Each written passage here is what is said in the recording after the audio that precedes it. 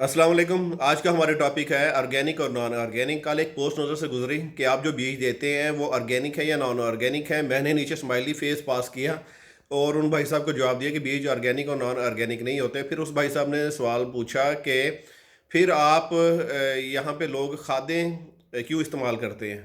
अगर ये बीज ऑर्गेनिक है तो फिर इनके ऊपर खादें क्यों यूज़ की जाती हैं? तो सबसे पहले तो मैं आपको क्लियर कर दूं कि बीज दो किस्म के होते हैं।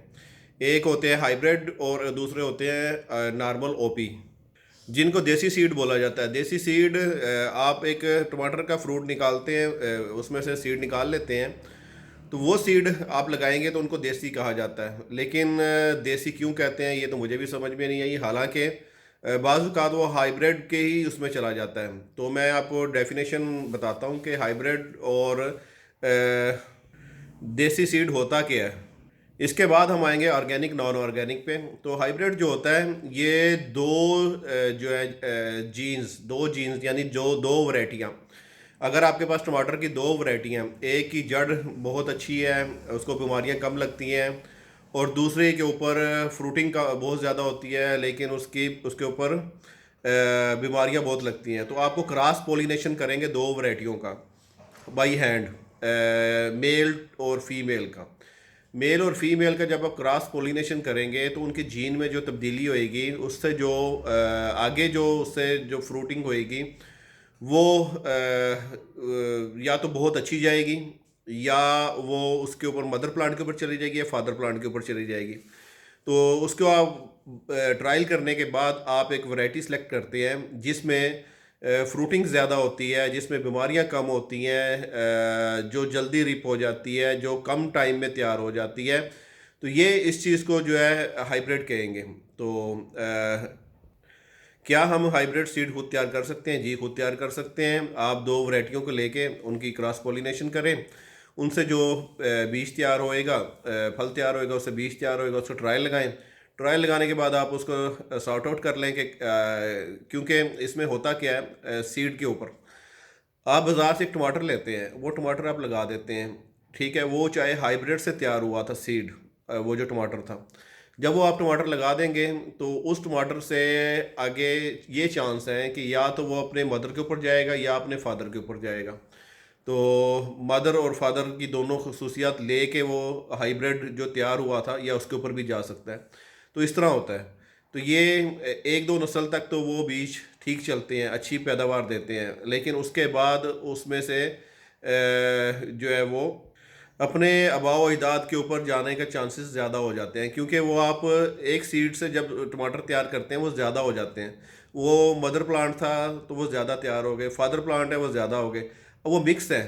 आप सॉर्ट आउट नहीं कर रहे। जो हाइब्रिड सीड है वो सॉर्ट आउट किए जाते हैं, तभी आप तक वो सॉर्ट आउट हो के पहुँचते हैं। लेकिन जब आप खुद से तैयार करते हो या खुद से बीज लगा लेते हो, देसी जिनको बोलते हैं, तो वो या तो हाइब्रिड हो जाते हैं या उस पे ऊपर मदर के ऊपर चले जाते हैं, फादर के ऊपर चले जाते हैं। आप उनको सॉर्ट आउट नहीं करते, वो आगे से मिक्स वो चलते रहते हैं, फिर आस्ता आस्ता आस्ता कुछ पैदावार कम हो जाती है। तो क्या हाइब्रिड सीड जो है वो ये जंगली उसमें खुद ब खुद भी हो जाते हैं? जी, दो क्रॉस पॉलिनेशन दो वैरायटियों की हो जाए। अगर आप पुदीना एक जंगली है एक दूसरा है, दोनों पास पास लगे हैं, उनकी क्रॉस पॉलिनेशन हो जाती है, उनसे एक नई वैरायटी तैयार हो जाती है।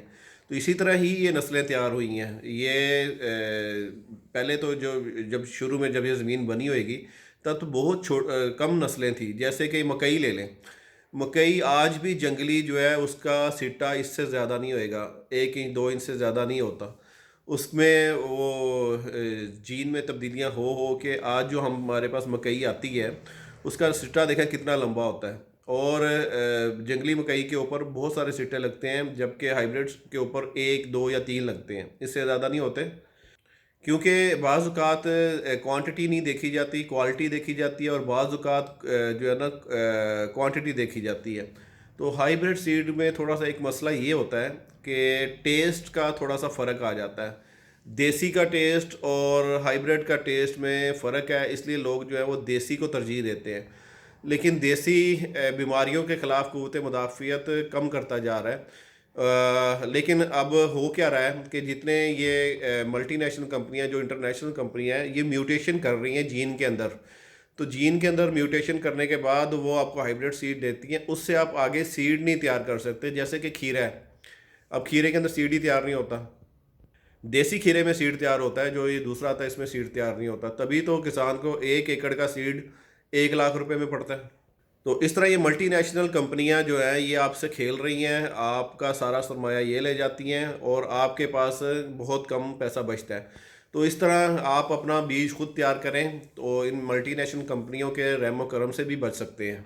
क्योंकि हाइब्रिड सीड तैयार करना और है, जीन म्यूटेशन और है। तो अगर जीन की म्यूटेशन को छेड़ा जाएगा तो वो आगे जाके नुकसानदेह है। वो सीड जो है आगे जाके आप इन्हीं मल्टीनेशनल कंपनियों के मोहताज हो जाएंगे। फिर आपको वो देसी सीड जो होंगे उनकी कदर याद आएगी। तो देसी सीड आज भी दुनिया में 8 ऐसे सीड बैंक बना दिए गए हैं, अंटार्कटिका और दूसरे इधर उधर। उसमें अगर दुनिया में कोई भी जंग लग जाती है, एटमिक जंग लग जाती है या कोई और मसला मसाइल हो जाता है, या सीड जो है वो इनमें म्यूटेशन हो के ऐसे हो जाते हैं कि आगे उनकी पैदावार बढ़ाना मुश्किल हो जाती है, तो वो सीड बैंक जो है वो फिर उनसे काम लिया जाएगा। जी पता ये सुपर पावर्स को भी है कि ये आगे होने क्या जा रहा है, तो सीड को जो है ना सेव किया जा रहा है। दूसरी बात आ जाती है ऑर्गेनिक नॉन ऑर्गेनिक पे ऊपर।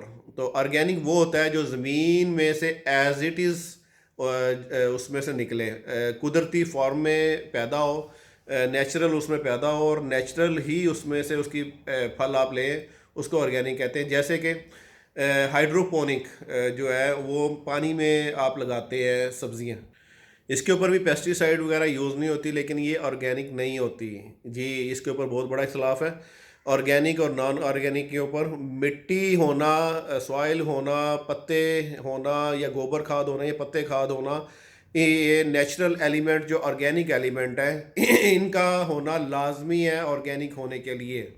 जी आप मिट्टी में जो है वो बीज लगाएंगे, उसके अंदर ऑर्गेनिक मैटर डालेंगे, जैसे कि पत्ते खाद हो गए, बनाना, ये वो छिलके, फ्रूट के छिलके, दूसरे गोबर खाद, इन सब से, ये ऑर्गेनिक चीज़ों से मिलके एक सॉइल तैयार हुई हुई है, न्यूट्रिएंट्स तैयार हुए हुए हैं। उसके अंदर आप पौधा लगाएंगे, उससे जो फल लेंगे, जिसके ऊपर आप कभी भी कोई स्प्रे, पेस्टिसाइड स्प्रे, केमिकल जिसके ऊपर यूज़ ना हुआ हो, उसको हम ऑर्गेनिक कहेंगे।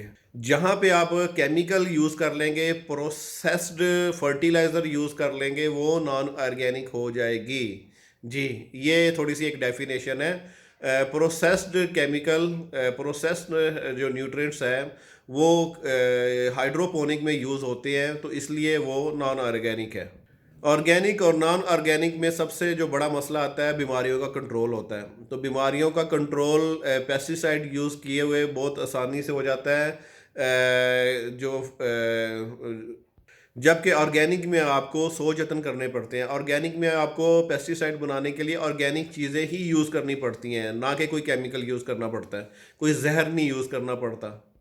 नॉन ऑर्गेनिक में केमिकल बेस्ड जो आप जहर केमिकल यूज़ करते हैं वो फ्रूट में डिपॉजिट होता है। फ्रूट में डिपॉजिट होने के बाद वो उसको जहरीला कर देता है। जब आप खाते हैं तो आपको भी जो है वो जिगर के मसाइल, मैदे के मसाइल, किडनी के मसाइल पैदा हो जाते हैं, कैंसर होने का ख़तरा हो जाता है, अल्सर होते हैं। तो ये थोड़ी सी इसमें है कि non organic food, non organic processed यानी इससे बना हुआ केमिकल से बनी उगी हुई सब्जियां या फल आपकी सेहत को नुकसान देती हैं। जबकि ऑर्गेनिक में जब आप नेचुरली चीज़ों को यूज़ करते हैं, जैसे कि नीम है, नीम ऑयल, नीम एक पौधा है, उसके पत्तों से आप ऑयल बना लेते हैं। उससे आप काफ़ी सारे चीज़ों जो काफ़ी सारे कीड़े वगैरह हैं इनको स्प्रे करके मार सकते हैं, दूर भगा सकते हैं। तो ये ऑर्गेनिक है। इसका नीम के जो पत्तों से ऑयल निकला हुआ है, इसकी आपकी सेहत पे कोई बुरा असर नहीं होता। इसी तरह फर्टिलाइज़र के ऊपर आ जाते हैं। तो फर्टिलाइज़र किसान जो है आजकल उसके पास टाइम नहीं होता इन चीज़ों के लिए, वो मसनूई खादें डीएपी, एनपीके, यूरिया वगैरह ये यूज़ करता है। जबकि डीएपी में काफ़ी सारे एलिमेंट्स जो हैं वो नेचुरली यूज़ होते हैं, लेकिन इनको प्रोसेस्ड हुए होते हैं। प्रोसेस्ड होने के बाद इसकी ऑर्गेनिक वैल्यू खो जाता है। और इन जो प्रोसेस्ड एलिमेंट है डीएपी, यूरिया वगैरह, ये ज़मीन की जो पीएच है इसको बुरी तरह बर्बाद करती है। जब वो पीएच बर्बाद होती है ज़मीन एक मखसूस उसमें चली जाती है और ज़मीन की वो पैदावार नहीं रहती। जब तक आप खादें डालते रहेंगे आप वो पैदावार लेते रहेंगे। जिस साल आपने खाद नहीं डाली, क्योंकि आपकी ज़मीन में ऑर्गेनिक मैटर तो है ही नहीं है, ज़मीन तो आपकी खुश्क हो चुकी है, ज़मीन में तो न्यूट्रिएंट्स है ही नहीं है। जब आप खाद डालते हैं तो आप फसल ले लेते हैं, जब खाद नहीं डालते तो आपकी फसल नहीं होती। मैं हमेशा से किसानों को मशवरा देता हूँ कि अपनी ज़मीन में जो है ना ऑर्गेनिक मैटर डालें, गोबर खाद डालें, मुर्गियों की फीड डाल लें। 4,000 की तकरीबन डीएपी की बोरी आती है, 8 बोरियां डल जाती हैं साल भर में एक एकड़ में। तो आप 8 ट्रालियां जो है गोबर खाद या मुर्गी की फीड डाल लें तो आपको वक्ती तौर पे 1-2 साल थोड़ा सा वो होएगा, लेकिन तीसरे साल आपकी पैदावार दुगनी हो जाएगी। ये आजमा के देखें, जितना पैसा आप खादों पे लगाते हैं इतना पैसा आप ऑर्गेनिक उसमें डालें, चीज़ें डालने में लगा दें तो आपकी ज़मीन बहुत अच्छी तैयार होएगी, नरम रहेगी हमेशा, और ज़मीन में इतनी जान आ जाएगी कि आपकी पैदावार बगैर किसी फर्टिलाइज़र के ग्रो होना शुरू हो जाएगी। जी, वीडियो लंबी हो जाती है मेरी अक्सर, तो मैं इसको यहीं पे करता हूँ ताकि लोगों को आपको समझ आने शुरू हो जाए।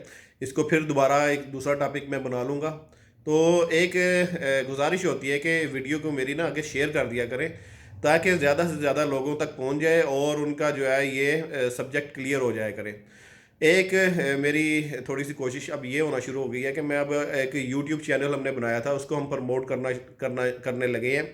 वीडियोस वहाँ पे डाली होती हैं ताकि आप वहाँ से वे आसानी से देख सकें। तो अब दूसरी मेरी कोशिश होएगी यूट्यूब चैनल को प्रमोट करने की। तो अब तक के लिए इतना ही। अल्लाह हाफ़िज़।